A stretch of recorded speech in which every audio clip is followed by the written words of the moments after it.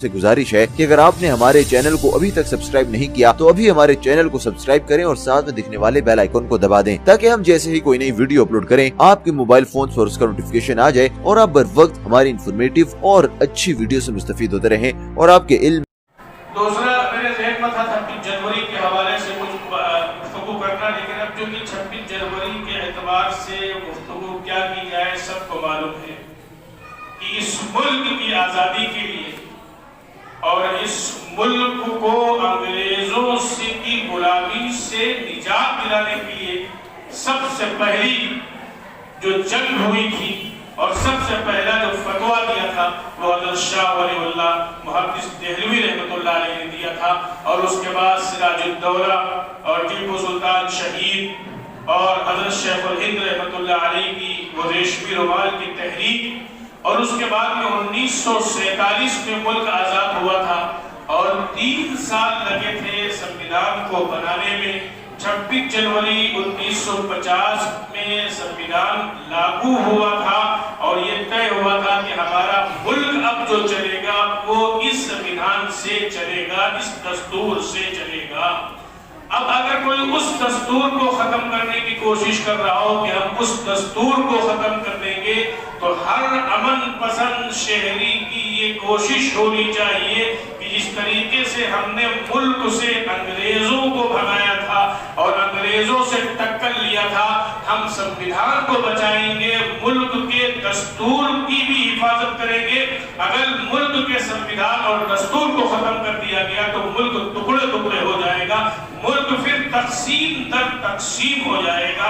इसलिए ये संविधान बड़ी मेहनतों से लोगों ने बनाया था, तो ये संविधान, और हम एहसास कमतरी का शिकार न हो कि इस मुल्क में हमारी आज़ादी का कोई किरदार नहीं, हम एहसास कमतरी का शिकार न हो, बल्कि इस मुल्क की आज़ादी में सबसे पहले हम मैदान में आए हैं। और गांधी को अगर गांधी का खिताब दिया गया है महात्मा का, तो वो खिताब जमीयत उलमा हिंद ने दिया था, और पूरे मुल्क के अंदर गांधी को अगर पूरे मुल्क का दौरा कराया है तो जमीयत उलमा हिंद ने दौरा कराया था अपने खर्चे से। 1919 में जमीयत उलमा हिंद का क़याम आया था और उससे पहले हज़रत शेखुल हिंद रहमतुल्लाह अलैह ने रेशमी रुमाल तहरीक चालू की थी।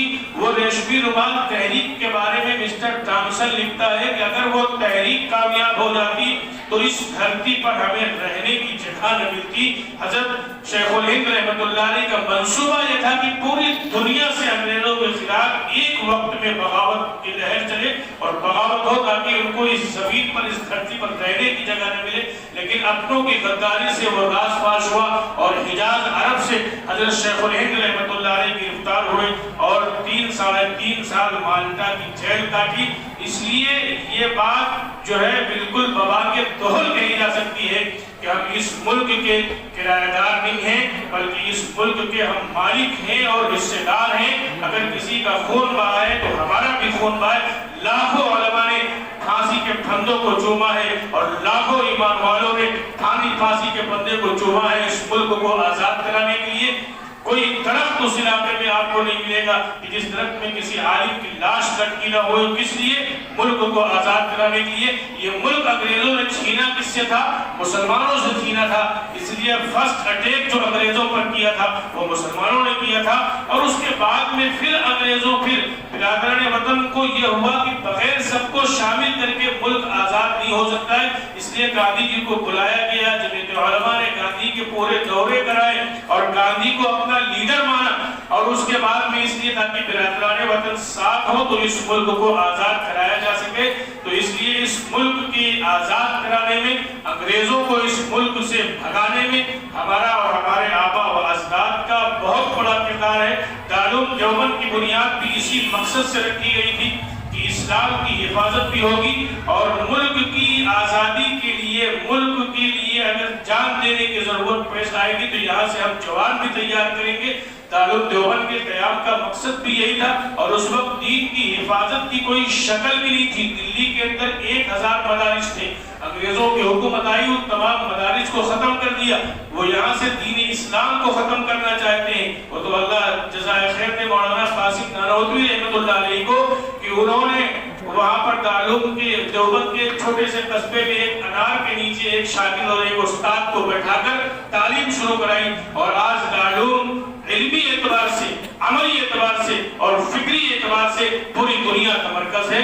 दारूम अल्लाह ने उसको इतना बड़ा तरक्की दी, तो ये इसी वजह से दारूम देवबंद का वजूद में आया था ताकि मुल्क की आज़ादी में हिस्सा लेने वाले अफराद तैयार किए जाए। ये एक लंबी तारीख है। सैयद अहमद शहीद रहमतुल्लाह अलैह, शाह इस्माइल शहीद रहमतुल्लाह अलैह, इन हजरात ने बड़ी बड़ी मुल्क की आज़ादी के लिए कुर्बानियाँ दी हैं। इसलिए हमारी भी ये सोच हो कि हम हर अमन पसंद शहरी को साथ लेकर इस बात की कोशिश करेंगे कि संविधान को खत्म न किया जाए, दस्तूर को खत्म न किया जाए। जो तबका अगर दस्तूर को खत्म करने की कोशिश करेगा तो मुल्क तकसीम होगा। हमें मुल्क से मोहब्बत है इसलिए कि ये मुल्क हमारा है, हमारे आबा व अजदाद की हमारे यहाँ कब्रें हैं, हम इसी मुल्क में पैदा हुए हैं और इसी मुल्क में मरना चाहते हैं और इसी मुल्क की मिट्टी में हम दफन होना चाहते हैं। तो बहरहाल ये तारीख भी हमें अपनी पढ़नी चाहिए कि हमारी तारीख क्या है, हमारे आबा व अजदाद ने इस मुल्क के लिए क्या कुर्बानी दी है। अब चूंकि जो निसाब बनाया जा रहा है तो उसमें हमको तो बिल्कुल ही खत्म कर दिया जाएगा, लेकिन बहरहाल हमारी कोशिश ये हो कि हम अपनी नौजवान नस्ल को बता सकें कि आप एहसास कमतरी का शिकार न हो। आपके आबा व अजदाद ने भी इस मुल्क के लिए कुर्बानी दी है।